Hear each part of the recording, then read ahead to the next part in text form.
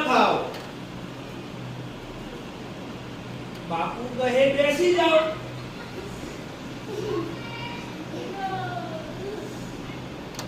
આ બધી સૂચના પૂરી કરી. બાપુ કહે એક કાન પકડો. બાપુ કહે બે કાન પકડો. બાપુ કહે કાન છોડો. બાપુ કહે એક હાથ ઊંચે કરો. બાપુ કહે એક હાથ નીચે કરો. બાપુ કહે ઊભા થાઓ. બાપુ કહે અંગૂઠા પકડો. બાપુ કહે ઊંચે હાથ. બાપુ કહે એક પગે ઊભા રહો.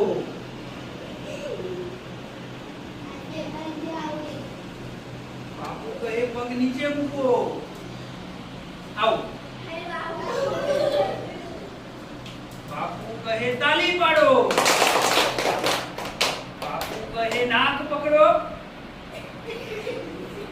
બાપુ કહે નાક પકડો. બાપુ કહે ઊંચે હાથ. બાપુ કહે એક હાથ નીચે. સરસ. તો બેસી જાઓ. બધા લાઈનમાં બેસી જાઓ.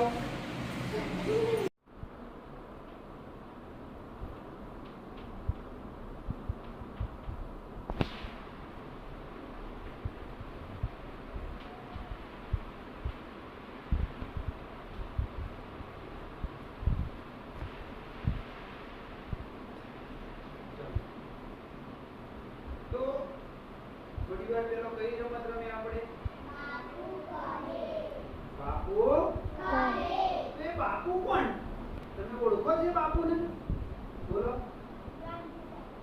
હા, ગાંધી બાપુ. કોણ? અને એ ગાંધી બાપુનો ફોટો આપણે જોઈએ. આવી રહ્યો. જો આ છે ગાંધી બાપુ.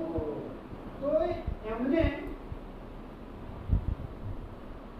જન્મ ગુજરાતમાં પોરબંદરના એક કુટુંબમાં થયો. આપણું ગુજરાત રાજ્યનો નકશો છે એમાં પોરબંદરમાં એમનો જન્મ થયો હતો.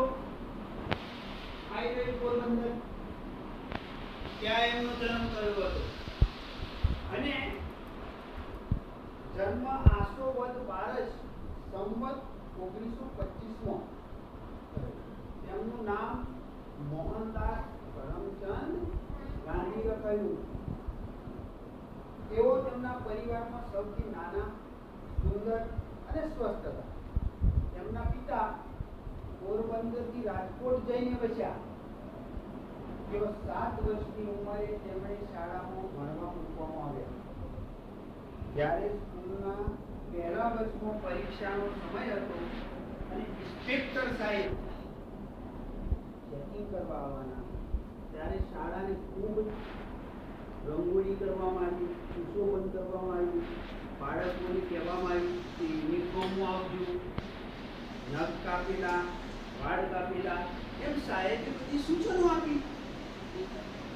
બાળકો બધા તૈયાર થઈને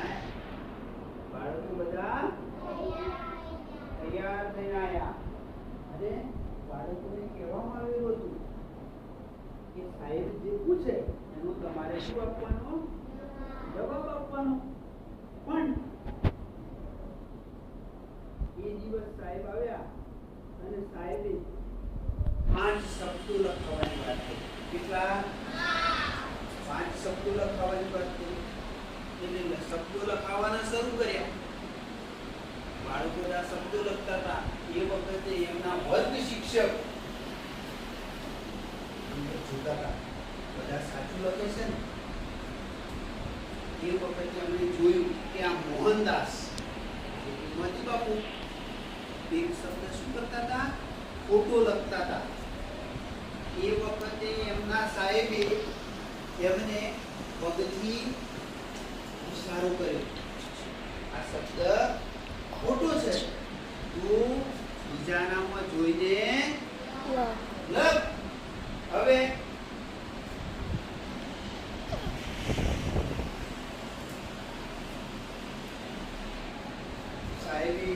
જ્યારે શબ્દો જોવા માંગ્યા ઇન્સ્પેક્ટર સાહેબે, ત્યારે જોયું કે મોહનદાસને એક શબ્દ ખોટો હતો. એટલે એ મોહનદાસના લીધે ઇન્સ્પેક્ટર સાહેબે જે શિક્ષક હતા એમને ઠપકો આપ્યો કે તમે બરાબર ભણાવતા નથી. ત્યારે શું કરવાનું? ત્યારબાદ ઇન્સ્પેક્ટર સાહેબ જતા રહ્યા અને પછી શું બન્યું?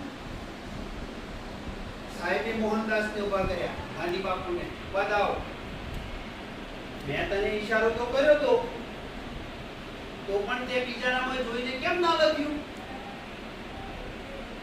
તારા લીધે મારે ઠપકો સોંપડવો પડ્યો.